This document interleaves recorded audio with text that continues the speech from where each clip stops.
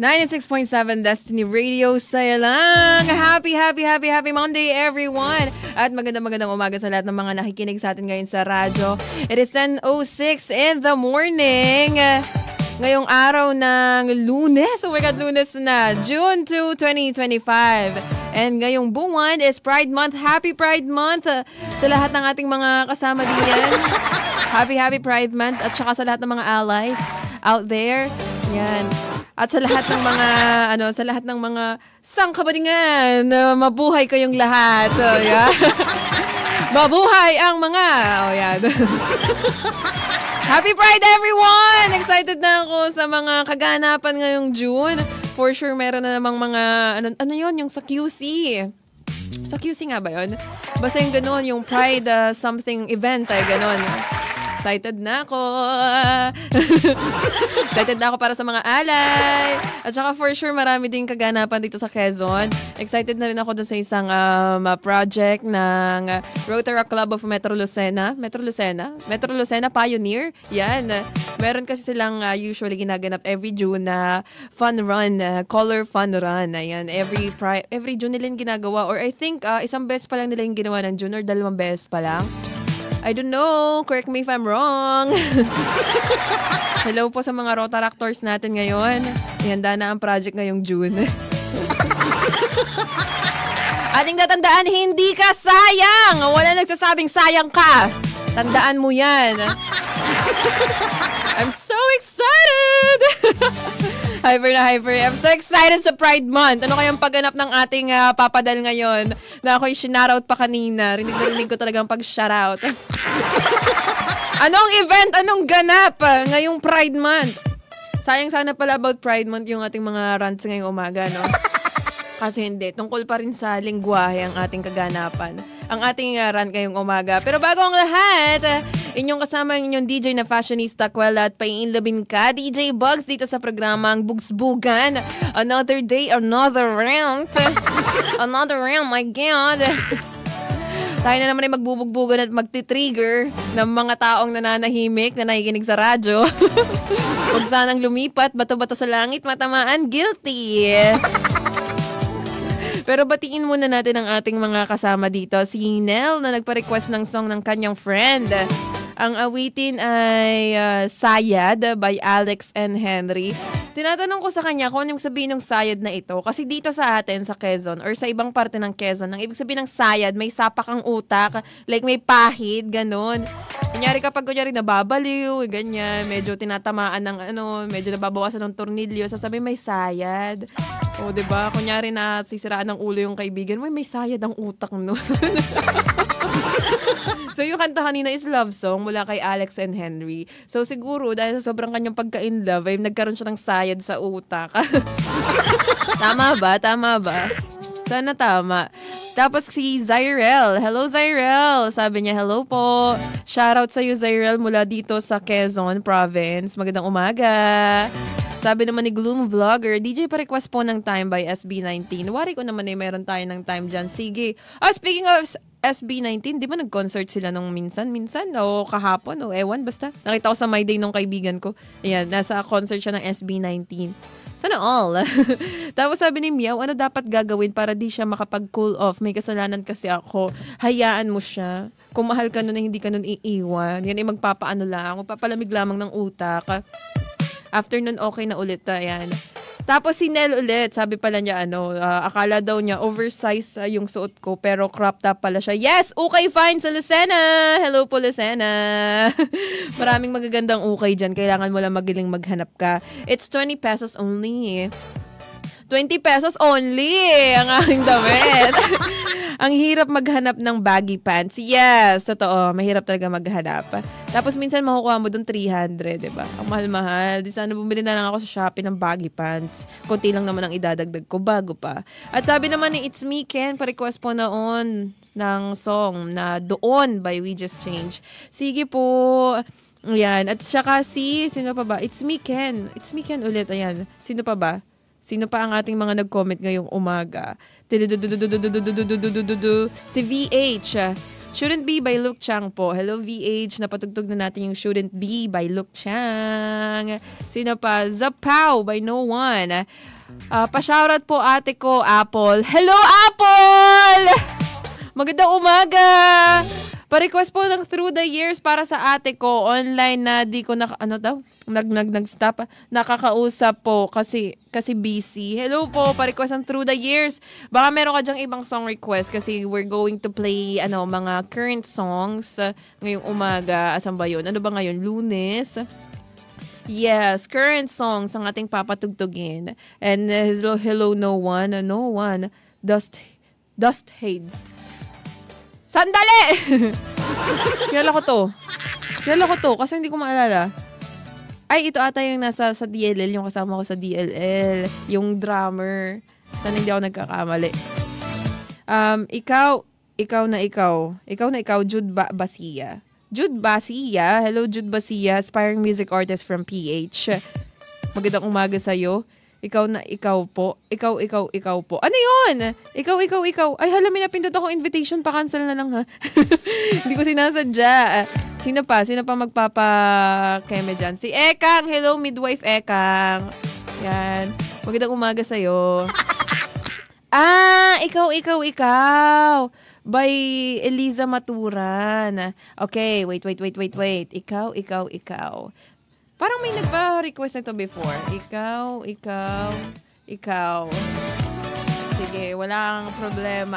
Elisa Maturan and Icebox. Angas ng pangalan nito, no? Icebox. Para siyang kapatid ni Ice Spice. Charot. Filipino version. Kala nyo ba si Ice Spice? Basta yun na yun. Pero ito na nga, ang ating chika ngayong umaga. Bago pala tayo mag-chika, ihandangin yung sarili sa ating rant. Ayan. Bago kayo makinig sa ating rant, inyong tatandaan na magkape para lalo kayong ma-high blood. Joke lang. Pero itong kapeng ito, hindi kayo ma-high blood dito. Yan, sa mga may hiling magkape, makinig sa mga chismisan at saka masasamang loob na saloobin. Ayan, nais makaranas ng mga dagdag enerhiya at lakas ng katawan. Ito ang rekomendasyon ko para sa inyo. Kailangan nyo ito ngayong umaga. Kasi handa nyo ang inyong puso sa ating rant. Mag-Mark Cafe 5 in 1+1 na coffee mix ngayong umaga. At hindi lang ito basta kape. Dahil mayroon itong 3 mabibisang sangkap. Kagaya ng agaricus blazei, muril mushroom, panax ginseng at spirulina. Ito ay mga powerful ingredients na tumutulong sa pagpapalakas ng iyong immune system, pagpapabuti ng mental focus, at pagpapataas ng overall energy. Ang agaricus blazei naman, agaricus blazei muril mushroom ay kilala sa mga health benefits ito, lalo na sa mga pagpapalakas ng katawan. Samantalang ang panax ginseng ay tumutulong upang manatili kang alerto at focus sa buong araw. Kaya perfect ito para sa mga kagaya natin na laging busy. At hindi lang yan ha, there's more. Merong spirulina, isang superfood na nagbibigay ng natural nutrients na makakatulong sa ating digestion at bowel movements. Kaya naman ano pang hinihintay mo? Subukan na Mark Cafe 5 and 1+1 coffee mix. Kape na may dagdag na benepisyo. Mark Cafe 5 and 1+1 coffee mix. Ang sarap ng natural! Gusto ko rin yan, kape. Kaso kayo mamaya, magkakape ako. At ito ay shoutout natin, Avi Sala Eshma! Tama ba? Mga ka-Encantadia! Watching live in Legazpi City! Happy morning!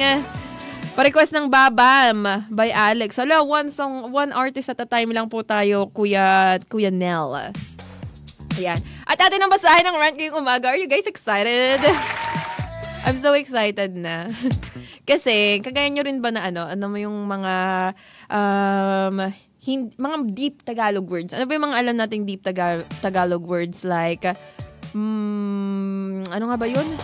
Nalimutan ko yung mga deep Tagalog words. Maharani. Ayan, Maharani kanta yun eh. Pero gina. Isama na natin yung sa mga deep Tagalog words. Maharani, ano pa ba? Magayon? Tagalog, ano ba yun? Hanap nga tayo ng mga Tagalog words na malalalim. Nasa utak ko na siya kanina. Kaso nga lang, nawala. Baka meron kayong suggestion. Avi Sala Eshma. Ito ba'y Tagalog? Deep Tagalog words? Hindi, sa Encantadia to eh. Tsaka yung pasneya. Pwede yung ibig no? Pasneya. Ano ba yung mga deep Tagalog words na ating alam ngayong umaga? Hanap tayo. Mga deep Tagalog words. Hanap tayo. Na-search ko to.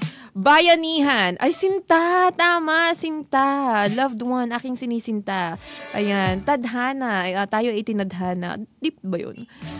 Harana. Love serenade. Ayan. Ano pa? Gunita. Deep Tagalog bang gunita? Ano pa ba? Magmuni-muni. Ayan, muni-muni. Paraluman! Ayan. Sa aking paraluman, ako'y isang palamunin. Ayan, tama. Nobya! Tama! Ang irog, iniirog. Ayan. Nobyo. Pero di ba yun yung Spanish? Ang nobya at nobyo? Spanish yun ang alam ko eh. Na ano ko yun eh. Ang aking, sabi ni, sino to? Si Ibarra. Ayan. Ang aking nobya. Ayan. Singit ko lang. Shoutout kay Ray Peñoco. Ulitan. At pa-shoutout kay Ray Peñoco. Sabi ni Attorney Zamora. Hello, Attorney. Nagsabi ng nobya ay si Jude Basia? Ayan. Ano pa? Maghahanap muna tayo. Maniwa. Maharlika. Tama, Maharlika. Pahimakas. Di ba? Ang aking pahimakas. Final goodbye. Uy, winner yung pahimakas. Pagsamo. Ayan. Yugto. Pakalalim.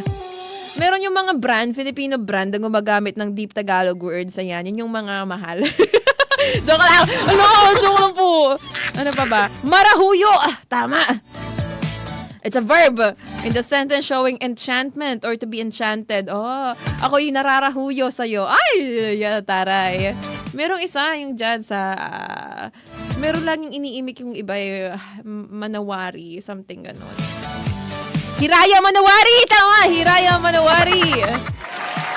At saka ulayaw. Ayan lang yung mga ibang Tagalog words na kalimitang na malimit lang napapakinggan. Indak, alpas, halakhak, yan, silakbo. Yan yung mga hindi na natin masyadong naririnig kasi gawa na nga tayo nag-code switch madalas. At ito na nga ang ating rant ngayong umaga tungkol dito sa mga gantong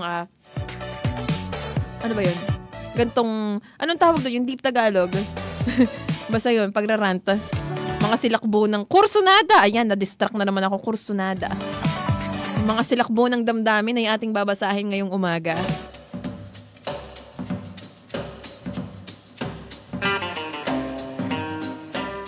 At eto na nga. Unavoidable usage of words from different languages are bolded. Yun yung una niyang sinabi. Hindi ko alam saan nagsimula or saan magsisimula. Sige, saan ka magsisimula? Ito na talaga yung rant. Sa tingin ko, kahit iyang pangungusap ay may halo ng ibang wika. Kahit anong salita nating hindi natin maiiwasan na gumamit ng mga salita galing sa ibang wika. Kasi hindi buo ang Tagalog. Totoo naman, hindi buo ang Tagalog. Kasi marami tayong loan words from America, Spanish, especially Spanish. Ang dami nating borrowed words. Naisangat ko lang yan. Naiinis ako na kailangan nating gumamit ng ibang salita upang bumuo ng pang-araw-araw na usapan. Bakit kaya? Kadalasan hindi ganito ang aking paggamit ng Tagalog. Pero kahit ano mang gawin ko, hindi ko maiiwasan na mapagsabihan na corny at feeling maiba ng mga taong kausap ko. Nauhusgahan dahil higit pa ang kalaman ng paggamit ko kaysa sa kanila? Iyan ang problema natin ngayon. Nasanay tayo sa mga salita na madali gamitin, lalo pa sa karamihan na galing sa ibang bansa. Kasi naihalo na sa wika natin. Bakit hindi kompleto ang wika natin? At saka meron ba tayong magagawa na maayos itong suliranin? Suliranin, ang lalim. Sorry. Ay, suliranin. O kahit man lang maituro sa karamihan para maintindihan nila. Hindi ko ibig sabihin na malalim ang salita ko. Hindi, may koma pala. Ngunit ang nais ko na mangyari ay huwag gamitin yung mga hiniram na salita kung mayroon tayong sarili. Parang ang hirap iwasan nun talaga, no? Yung mga hiram na salita. Talagang pang-araw-araw na natin yon. And I think wala namang masama doon. Sige, pero patuloy nating basahin kung anong kanyang hinagpis. Hinagpis! Asa na ba yun? I was just looking for a word, substitute, but I was not able to. Minsan na paggamit ay maayos lamang. Pero kung mayroon tayong pwedeng gamitin, bakit hindi natin gamitin? Nung nakaraang linggo, may nakita ako na sulatan. Sulatan? Medyo nahihirapan akong basahin yung kanyang rant kasi medyo may time na iba yung meaning sa akin. For example, sulatan, 'di ba, like yung ganon, sulatan. Ito pala nakita ako na sulatan. Ayaw niyang gamitin ng kwaderno, 'di ba? Kasi masyadong ayun nga ang kwaderno ay Spanish, okay? Ating pagbigyan. Nahirapan tuloy ako doon. Minsan hindi ko mag-gets. Isa tong aklat na diksyonaryo. Oh, sulatan. Hindi ba niya pwedeng gamitin ng libro? Mula humigit kumulang 1750, sulat ng mga Espanyol. Ayan. Higit 300 na pahina. Sa tingin ko, iyon ang pinakabuo na diksyonaryo na naglalaman ng higit na salita kumpara sa ibang diksyonaryo. Ngunit kahit pinakakumpleto, mayroon pa ring Kastila, which is hindi may iwasan. Oo, nagagalit siya. Mayroon ba tayong magagawa na maituro sa tao na mag-usap upang mag-usap ng hindi kailangan gumamit ng mga salita galing sa ibang wika? I think wala. Wala talagang paraan. For me, charot. Iba pa, mayroon pa, mahigit pa. Mga simpleng tanong, how do you say hello? Or is the translator correct? Maisip ata ng isang normal na tao ay hindi naman malaking bagay yan. Hindi naman malaking bagay yan. Totoo naman. Huwag mo masyadong isipin. Ngunit tama ka. Marami pa ring mga tao na dinidinig. Oy, ang hirap. Dinidigdig ang intindihan ng Tagalog. Wala tayong Tagalog para sa hello. Kahit nga mga salita na para tungkol sa isang bagay. Mahalaga ang kalabasan ng problema na ito at kailangan nating isipin yan. I don't think I got my whole message across. Hopefully I get better at writing and maybe sometime in the future I will publish a formal document or even a book discussing the problems of our language. Okay, OP, I get you. I love Filipino language too as much as you do.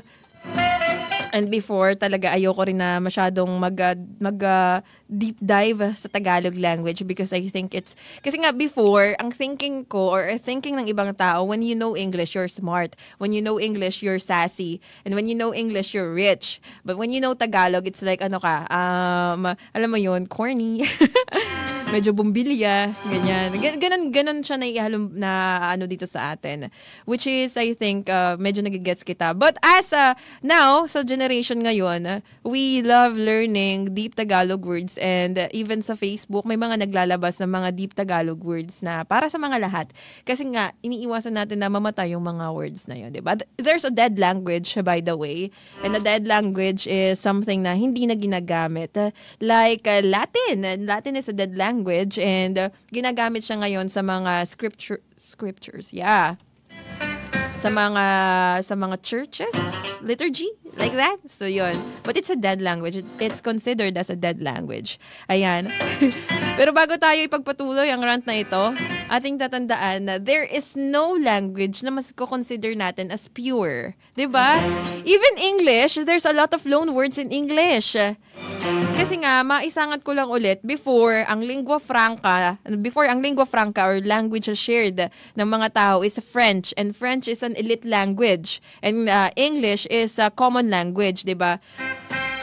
So, that's why ang English, marami din siyang borrowed words from different languages, di ba? Ito, meron akong sinearch kanina. I miss my course. I miss my program. And I think itong OP natin, kailangan niya talagang mag-deep dive sa linguistics. Alam mo, bago siya mag-rant. And I think valid yung kanyang rant. The thing is, kailangan niyang mag-aral ng linguistics. Why it's like that? Diba? Kailangan niyang malaman na hindi lang Pilipino ang maraming loan words. Hindi lang Tagalog ang maraming loan words, kundi pati Ingles. Diba? Lahat ng lengguwahe ay hindi mo maituturing na pure language. And language is, ang tawag doon, language is very flexible. Language language is, ano nga ba yun? Yung merong part before na laging tinuturo sa amin. Kaso nalimutan ko. Language is constantly changing. And yun yung kailangan nating maintindihan. At ito, may nag-comment pala. I-shoutout muna natin. John Villones! Villones, pa-shoutout DJ. Hello, shoutout sa'yo. Huminga muna tayo. Kailangan nating huminga. At si Tom, DJ Bugs, ito, buhay pa ako. Buhay na buhay. Sabi ni James, meron English. Sabi ni Keshin, hi, madama. Ayan. Ilang pihit to sa radio? 96.7. Nice Polo! Sabi ni I am Veno. Thank you. Ayan. Ayan, wala na. Napagod na ako magbasa. Hindi ko na kaya. At bumalik tayo sa ating pagrarant. Diba? At ito nga pala, by the way, yung mga tao naman na gumagamit ng deep Tagalog words is nasasabihin ng corny. Yeah, that's the thing that I don't know. Pero maganda pa rin talaga na ating mahalin ang ating sariling wika. Ating tatandaan na hindi natin may iwasan na gumamit ng mga loan words, mga borrowed words, ano. At saka yung mga language, remember, wala yung tawag doon, pure language. Meron nga tayo dito, saan ba yun? English, ito yung mga words sa English na mga loan words. For example, victim, it's from Latin, meaning sacrificial animal or person. Anchor, from Latin rin, ancora, meaning anchor, di ba? Meron pa maganda dito. Ito, leg, akala mo pure English ang leg. Hindi ito pure English, ito'y isang salitang hiram. Ito'y salitang hiram mula sa Old Norse. Leg, ganun, may ganun yung E. And then G, meaning leg. Ito maganda, skin from Old Norse. It's not pure English. It's a borrowed words from Old Norse which means hide. Kaya naman yung OP, kahit ang English ay hindi puro. Dahil tayo'y nasakop,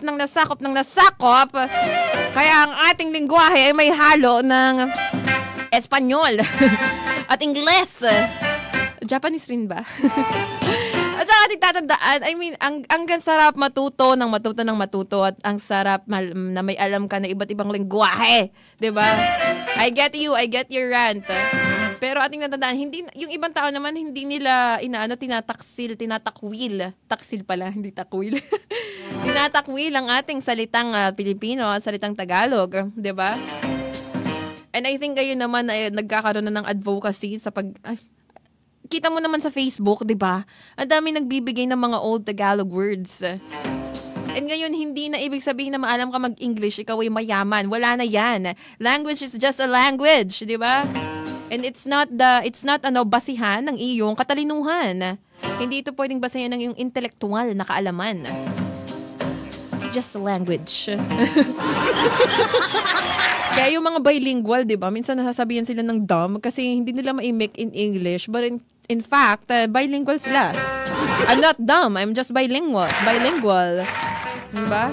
And the fact that you know a lot of language, di ba? Ang hirap mag-aral ng isang lingwahe.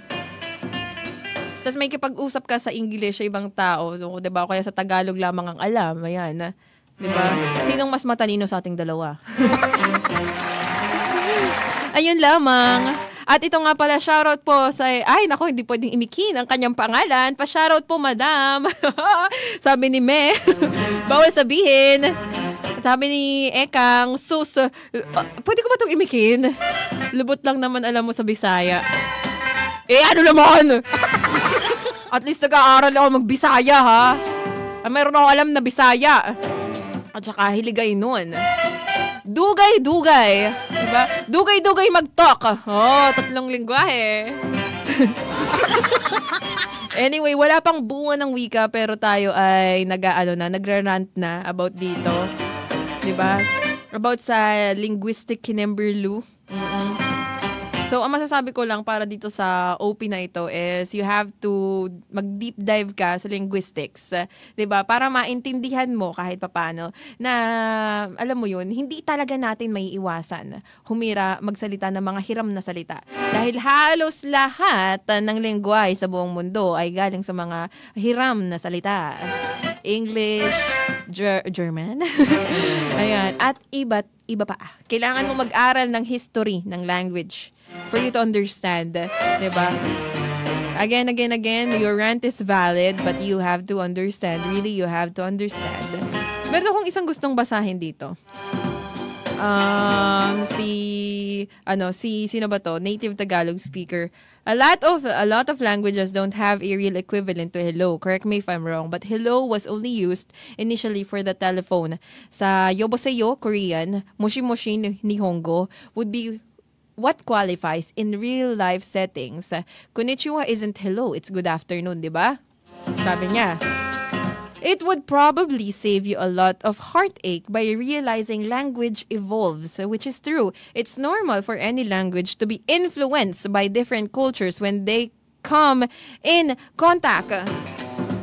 Ayan, hindi po ako galit, nagpapaliwanag lang. And sabi ni pa niya, and no one cannot police how people think. If what comes to mind for them to say province is to say probinsya, when the real Tagalog word for it is lalawigan, that's just how it is. You can say, just for future reference, it's lalawigan, but even then you don't really want to sound obnoxious because that subtracts from social capital in society. Grabe yung rant niya. Ang daming natumbok, ang daming ugat na medyo kiniliti eh. Language just evolves. Don't be too precious about it. Totoo. It's not a gift. It's not a gift from It's just technology. Man-made, used for one person to relate to others. If someone can understand you, that's great. It works. That's its purpose. Word equivalencies have made in academia like sipnayan or mathematics. But it's a neologism. Marami dito ha. And it's not widely adopted. Hindi nga natin masyado ginagamit yung sipnayan. Parang kunyari kapag high school ka or bata, like meron kang alam na deep Tagalog words, nagbibida-bida ka, mathematics, anong Tagalog na mathematics? Sipnayan. If you made it here, you're still thinking you want a hello, say ahoy ahoy because it's Alexander Graham Bell's preferred greeting when answering a phone call, and hello was Thomas Edison's. Wow! Dami nating natutunan. Sana naging interesado kayo dito. By the way, marami nang namamatay na lengguwahe. Meron ding mga endangered na lengguwahe dito sa atin sa Pilipinas. So naway ating patuloy na gamitin ang mga salitang endangered at maituro pa sa mga susunod na henerasyon. Pero ating tatandaan, ang mga patay na lengguwahe ay maaari pa ring ma-revive. Isi-CPR mo lang yan. Charing. Kailangan lang ulit gamitin. At yun lamang ang ating rant ngayong umaga. At sabi ni Naomi, shoutout po kay Naomi. Yes, shoutout Naomi, magandang umaga! Magandang umaga sa iyo. At saka kay Danel Maderazo. Hello Danel! Magandang umaga rin sa iyo. At saka si Pasok. Hello Pasok. Hi po sabi niya. Sabi ni Suzy Sheep. Hi. Hihipo. Hey, ano yun? Tapos, pa-shoutout kay Carlo na lasing palagi, sabi ni Koy. Oy, Carlo, bakit ikay laging lasing? Hindi yan maganda, Diyos ko po. At ayun lamang ang ating rant at shoutout ngayong umaga. Walang Happy Monday, pero laban na mga kagayod. Kagayod, yan. Hindi, dapat masaya tayo pag Lunes. Dahil ating tatandaan, another Monday, another salary. Kahit nakakainis. Kahit ang Lunes ay may kasamang inis. Sabi ni Miss Flores Sarmiento dito, Blessed morning, DJ Bugs! Blessed morning po, Miss Ma'am. Magandang umaga sa imo. At magandang umaga sa lahat. At baka meron pa kayong mga huling pa-message. Diyos ko po naman, bakit naman meron ditong Japanese? Ako naman ay nahihirapan. Maaari mo bang i-translate iyan sa Tagalog? Pa-shoutout here in Pangasinan. Hello, Lawrence. Meron pa bang mga maghahabol bago tayo mag-last message? Meron pa bang pahabol? 10, 9, nagbilang. 8, 7, 6. Baka guni-guni ko lamang ang ating mga ang ating mga mga problema. 5.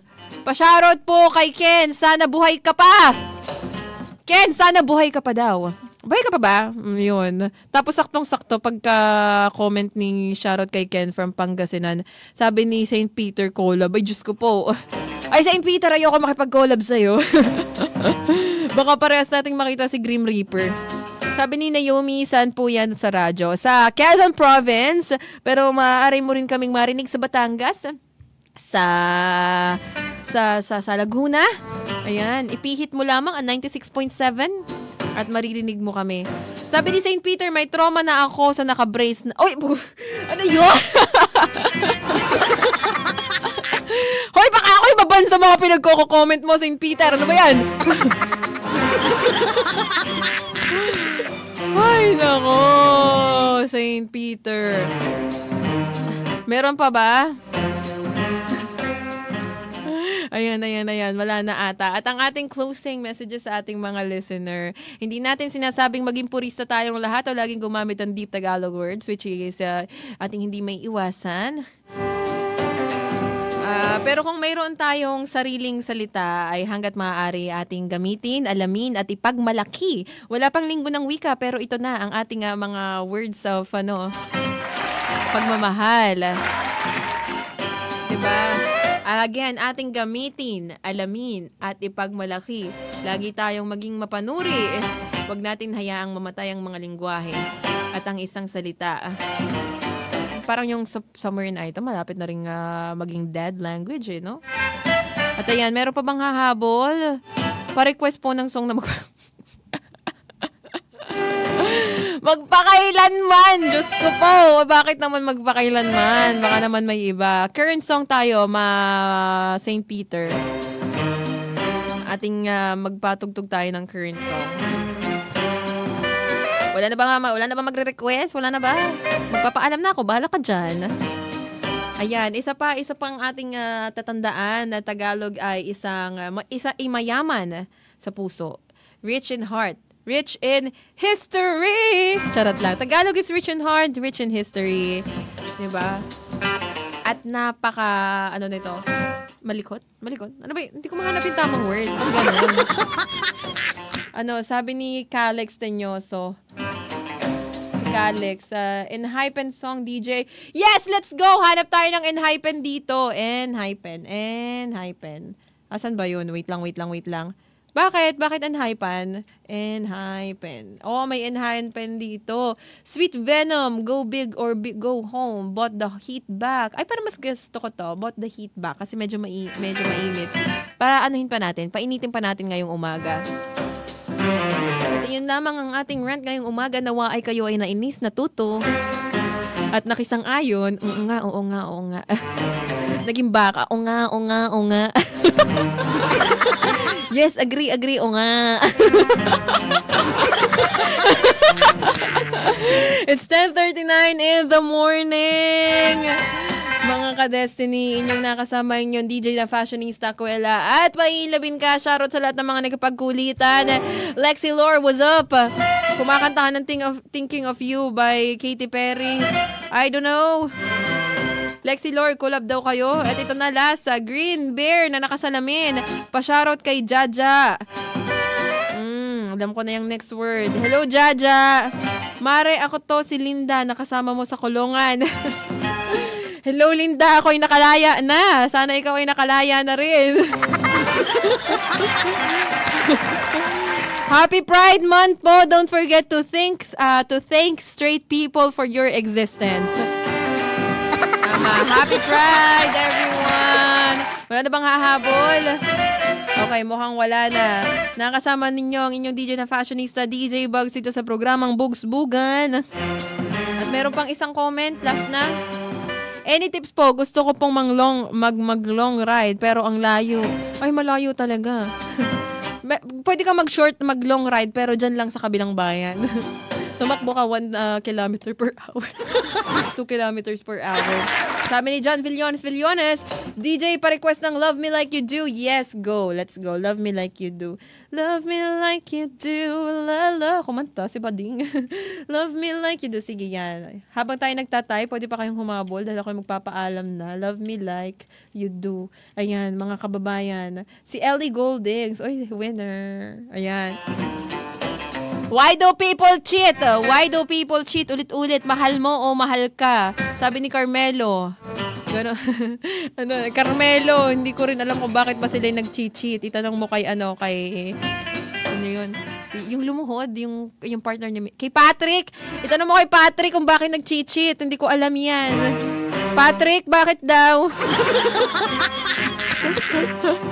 Yun lamang po at magandang umaga sa ating lahat. Dito lamang sa istasyong pinipili ang Saya 96.7 Destiny Radio. Saya lang. Kita-kits tomorrow.